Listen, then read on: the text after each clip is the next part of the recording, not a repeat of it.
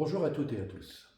Lors du CSE du 20 avril dernier, Didier Ettard, Stéphane Ploire ainsi que Jacques Gavenda sont venus nous présenter pour avis leur projet d'évolution de l'organisation AEC 2025. Même si depuis près d'une semaine maintenant, les informations concernant ce projet, pourtant confidentiel, circulaient au sein du réseau, la CFE-CGC a été pour le moins surprise d'entendre autant de contradictions et d'une certaine manière, une forme de retour en arrière entre le projet AEC 2020, présenté en 2017, souvenez-vous, et celui-ci. Pire encore, alors que les slides présentés étaient logotés strictement confidentiels, nous découvrons avant notre intervention qu'ils avaient été envoyés par mail à l'ensemble du réseau par Didier Ettard. Devons-nous y voir une certaine forme de mépris des instances représentatives du personnel? La CFE-CGC se pose réellement la question. Alors, si nous reconnaissons bien volontiers qu'il est nécessaire pour un réseau debout, comme celui d'AEC, d'être en permanence, en mouvement, en action, pour rester leader sur son marché face à une concurrence toujours plus vive, nous avons fait remarquer que l'absence de bilan détaillé du précédent projet, celui d'AEC 2020, ne nous permettrait sans doute pas de pouvoir porter une analyse suffisamment critique sur les réseaux invoqués à l'origine de cette décision. Car c'est bien ici que se pose notre questionnement, à nous, les élus du CSE, sur l'avis que nous aurons à rendre d'ici quelques semaines. Ainsi, lors de notre préparation à cette réunion, la CFE-CGC a repris tous les éléments qui avaient été présentés en 2017 sur le projet AEC 2020, ainsi bien sûr que le rapport de l'expertise.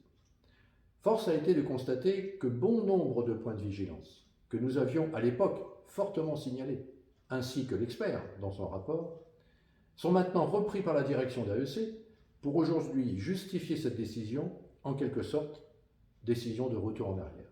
Car au fond, nous avons bien compris qu'il était ici question de revenir au modèle d'organisation précédent. La CFE-CGC n'avait eu de cesse de pointer du doigt, en général, les innombrables difficultés auxquelles les responsables de marché allaient devoir faire face, et en particulier à celles inhérentes à leur montée en compétence sur des sujets complexes liés aux activités de protection sociale. Les responsables de marché sont en effet bien au cœur de ce projet, une fois encore, et la surprise fut plus grande, encore plus grande, de découvrir que, non content de revenir à une animation des équipes spécialisées, d'un côté des responsables de marché protection sociale et de l'autre des responsables de marché patrimoniaux, ils le seront au total encore moins nombreux qu'aujourd'hui. C'est en quelque sorte le double effet qui se coule. En effet, la direction d'AEC nous explique que pour une meilleure efficacité et une plus grande proximité avec les collaborateurs ainsi que les clients, ne les oublions pas, cette future organisation sera plus performante car moins nombreuse. C'était sans compter sur le monde du figital, car à la lumière de leurs explications, l'expérience de ces 2 années de Covid, leur a démontré qu'ils pouvaient encore réduire la voilure. En synthèse, on découvre qu'au fond, on va mettre encore plus de distance sur un territoire qui lui n'aura pas changé, le territoire national, alors que dans le même temps, les équipes seront moins nombreuses, avec donc des territoires, pour les représentants de protection sociale en particulier, bien plus importants à couvrir pour une animation de leurs conseillers. Et finalement, se fera désormais en figital, nous dit-on. Que dire également à ce moment-là des conséquences sur les rémunérations des conseillers, mais également et surtout des rémunérations des responsables de marché. Et enfin, que de gâchis des talents perdus qui faisaient du réseau protection sociale une référence sur son marché. Pour le coup, c'est un réel sentiment d'incohérence qui s'éveille en nous, et une immense incompréhension. Aussi, ne souhaitant pas confondre vitesse et précipitation sur des sujets de cette importance, engageant ainsi l'avenir des femmes et des hommes d'AEC, la CFE-CGC a demandé le recours à une expertise. Quelle ne fut pas notre surprise de découvrir, contre toute attente, un refus catégorique des 2 autres organisations représentatives, prétextant que nous disposions d'experts au sein de la commission nomade en charge auprès du CSE, soi-disant d'expertiser ce projet.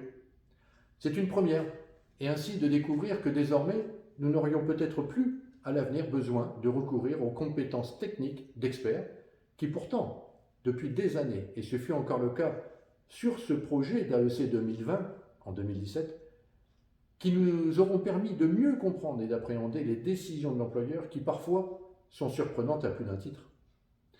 À cette heure, nous essayons encore de comprendre et de déchiffrer cette réaction.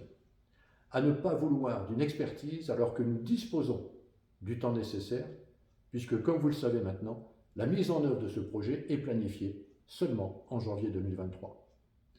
Vos représentants CFE-CGC ne manqueront pas de vous solliciter et ainsi, par l'intermédiaire de vos représentants de proximité, poser toutes vos questions, toutes les questions que nous nous chargerons bien sûr de transmettre à la direction en vue d'obtenir les éclaircissements indispensables au rendu d'avis que nous aurons à faire d'ici quelques semaines. Car c'est bien ensemble que nous sommes plus forts, et la direction doit le comprendre. Merci de votre attention et portez-vous bien.